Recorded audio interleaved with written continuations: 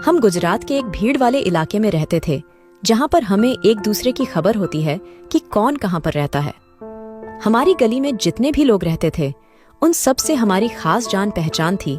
खास तौर पर सामने वाला घर, उनके घर हमारा बहुत आना जाना था। सामने घर में जो औरत रहती थी, उसकी मेरी अम्मी के साथ बहुत अच्छी दोस्ती थी, इसलिए मैं उसे आंटी कहता था। एक दिन मैं अपने काम में मसरूफ था कि मुझे ऐसा एहसास हुआ कि जैसे मुझे कोई देख रहा है। जैसे ही मैंने पलट कर देख, सामने रहने वाले 32 साल की औरत मुझे देख रही थी। मैंने उसकी तरफ देखा और फिर अपना ध्यान दूसरी तरफ कर दिया। फिर यह रोज का रूटीन होने लगा। मैं कुछ भी कर रहा होता तो वह मुझे जरूर देखती। अक्सर मैं अपने गैराज में अपनी बाइक ढो रहा होता तो वह टिकटिकी बांधे मुझे ही देखती रहती। एक दिन वह मेरे पास से गुजरी और कहने लगी, कभी कभी अपने आंटी के घर भी आ जाया करो, मुझे भी तुमसे कोई चीज धुलवानी है। यह सुनकर मैं काफी हैरान हो गया, क्योंकि मुझे उसकी बात करने का अंदाज बहुत अजीब लग रहा था। खैर, एक दिन मैं उसके घर चला गया। वह मुझसे कहने लगी, आज दूध बहुत ताजा है, चाय पियोगे? वह जिस अंदाज से कह रही थी, मुझे बहुत हैरानगी हो रही थी। खैर, मैंने अपना ध्यान दूसरी तरफ कर लिया और चाय लाने को बोल दिया। फिर कुछ देर मैं उनसे बातें करता रहा। मैं बार बार जाने के लिए कहता तो वह मुझे बातों में लगा देती। इस तरह करके उसने मेरा पूरा 1 घंटा ले लिया। फिर बड़ी मुश्किल से बहाना करके मैं अपने घर आ गया और घर जाकर उस औरत की बातें सोचने लगा कि आखिर यह किस तरह की बातें मेरे साथ कर रही थी और यह मुझसे क्या चाहती है। मैंने बहुत सारी बातों पर गौर किया, लेकिन मुझे कुछ समझ नहीं आ रहा था कि आखिर यह ऐसी बातें क्यों कर रही है।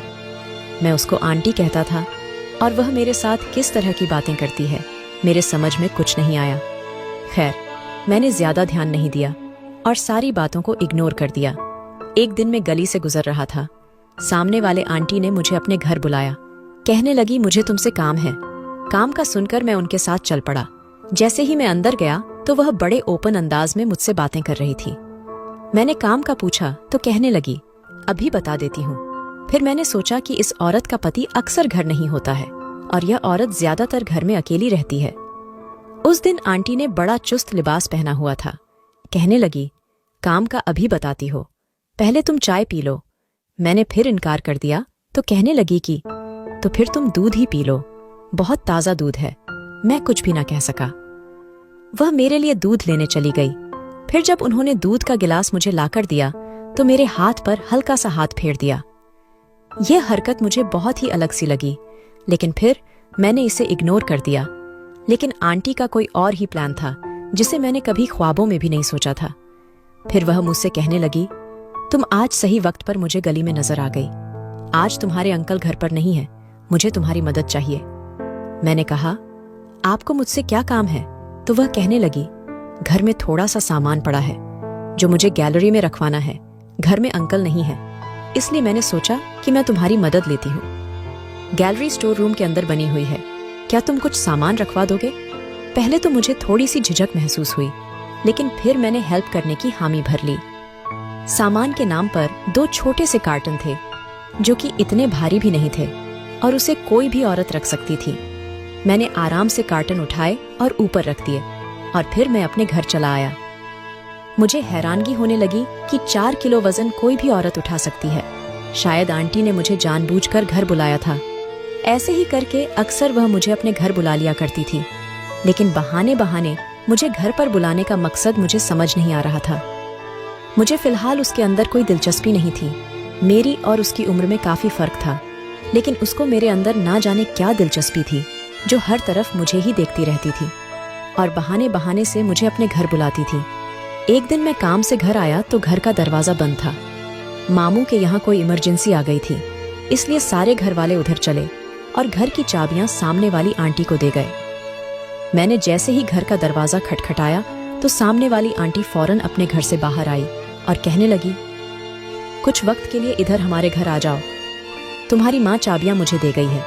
मैंने चाबियां मांगी तो आंटी मुझसे कहने लगी, अकेले घर में जाकर क्या करोगे? इधर मेरे घर आ जाओ, मैं भी घर में अकेली हूँ।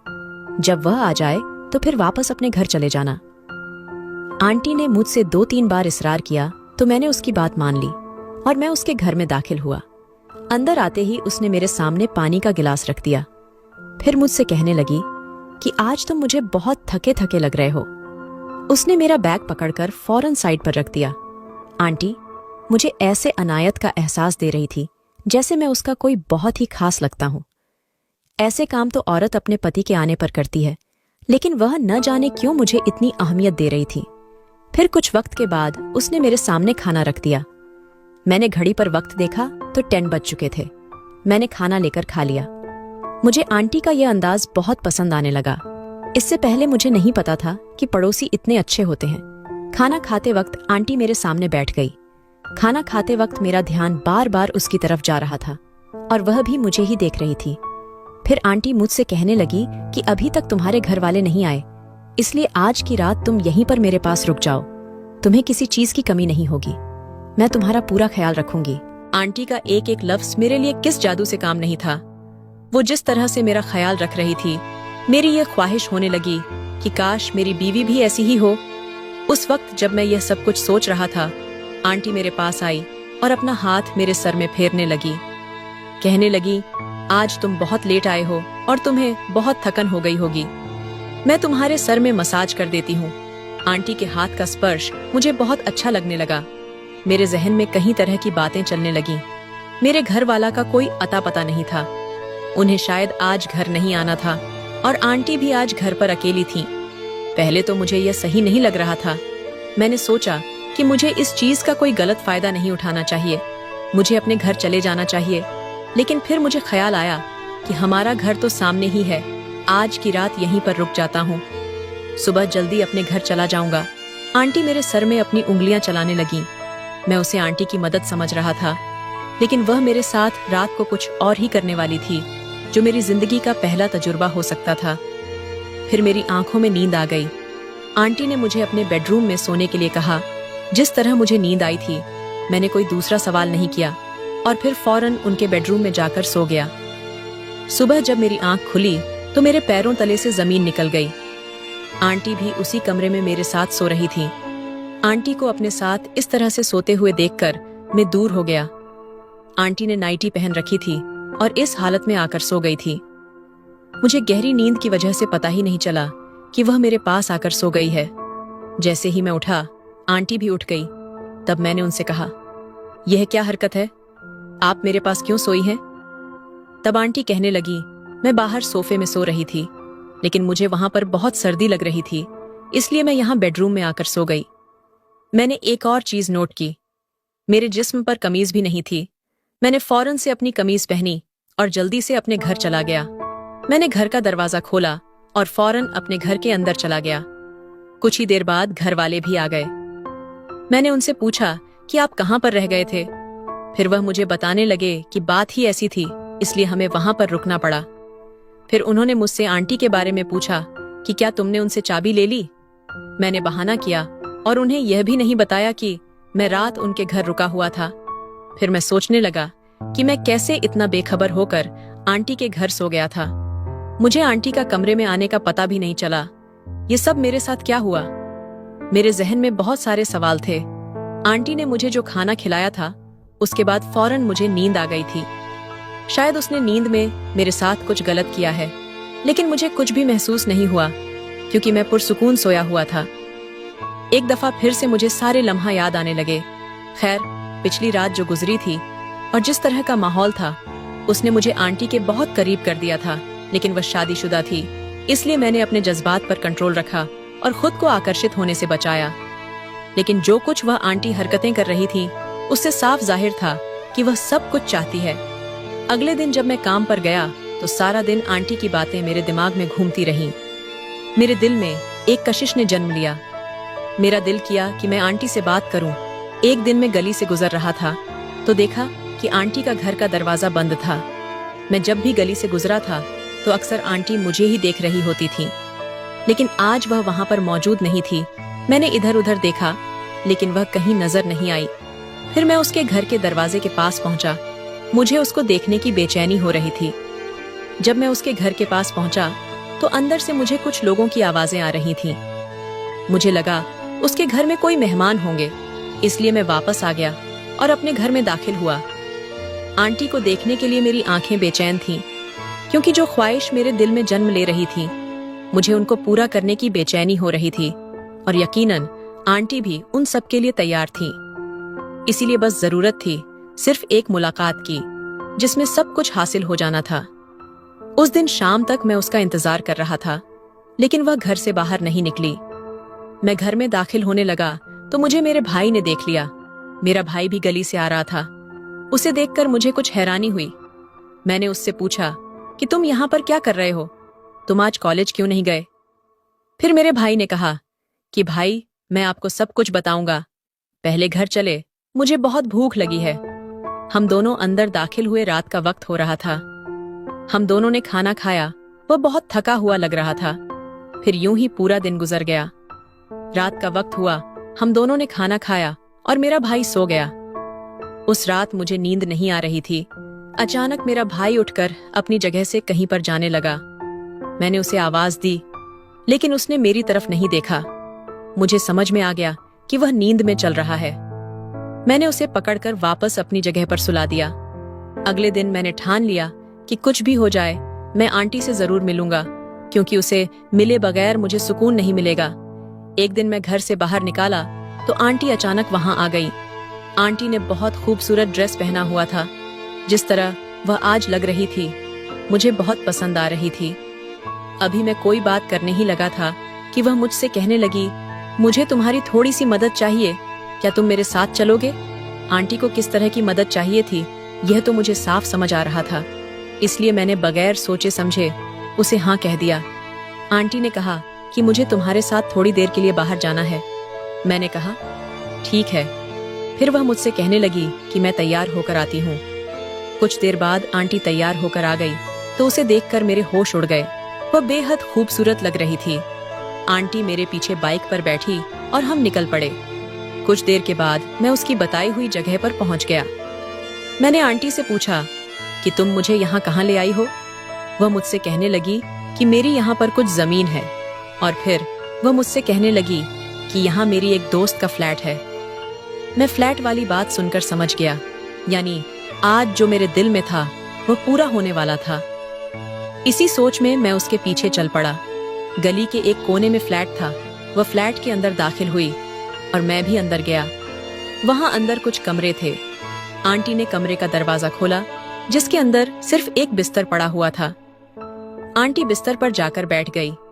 कमरे की हालत देखकर लग रहा था कि यहाँ पर कोई नहीं आता, लेकिन मेरा ध्यान सिर्फ एक ही तरफ था। मैंने आंटी की तरफ देखा और हर चीज को इग्नोर कर दिया। मैं फौरन से जाकर आंटी के पास बैठ गया। अभी मैं पास बैठकर कुछ करने ही वाला था कि कमरे में 4-5 लोग दाखिल हुए, जिन्हें देखकर मैं घबरा गया। उनमें से एक के पास कैमरा भी था और कमरे के अंदर बड़ी लाइट जल गई। मैंने आंटी से पूछा कि यह क्या है, लेकिन वह कुछ नहीं बोली। तभी उनके साथ एक औरत आई और मेरे पास आकर बैठ गई। एक तरफ आंटी बैठी हुई थी और दूसरी तरफ वह औरत। मैंने पूछा, ये सब क्या चल रहा है? उनमें से एक आदमी ने कहा, तुम जितना भी शोर कर लो, इस कमरे से तुम्हारी आवाज बाहर नहीं जाएगी। तब मुझे समझ आया कि मेरे साथ कुछ बुरा होने वाला है। उनमें से एक शख्स पिस्तौल निकालकर मुझे डरा रहा था। फिर वह मुझसे कहने लगा, अगर तुम्हें अपनी जान प्यारी है तो जो हम कहते हैं तुम्हें वही करना होगा। मुझे समझ आ गया कि मैं बुरी तरह फंस गया हूँ। मैंने अपनी ख्वाहिश पूरी करने के लिए आंटी का पीछा किया था, लेकिन बात मेरी जान तक पहुंच गई थी। उसके बाद उन दोनों औरतों ने मेरे करीब आने की कोशिश की और वह कैमरा वाला हमारे वीडियो बना रहा था। मुझे समझ में आ गया कि मुझे फंसाने की कोशिश की जा रही है। कुछ ही देर बाद कमरे का दरवाजा जोर जोर से खटकने लगा। जब किसी ने दरवाजा ना खोला, दरवाजा बाहर से तोड़ दिया गया और अंदर पुलिस दाखिल हुई। पुलिस को देखकर मेरे जान में जान आ गई, लेकिन वह सब लोग डर गए। पुलिस ने सबको गिरफ्तार कर लिया और यह सब कुछ मेरे भाई की वजह से हुआ था।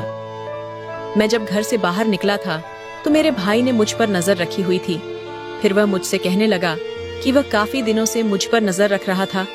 अक्सर इस औरत के घर गैर मर्द आते थे, जिन्हें उसने पहले भी देखा था, लेकिन उसे सिर्फ शक था और शक की बुनियाद पर वह कुछ नहीं कर सकता था।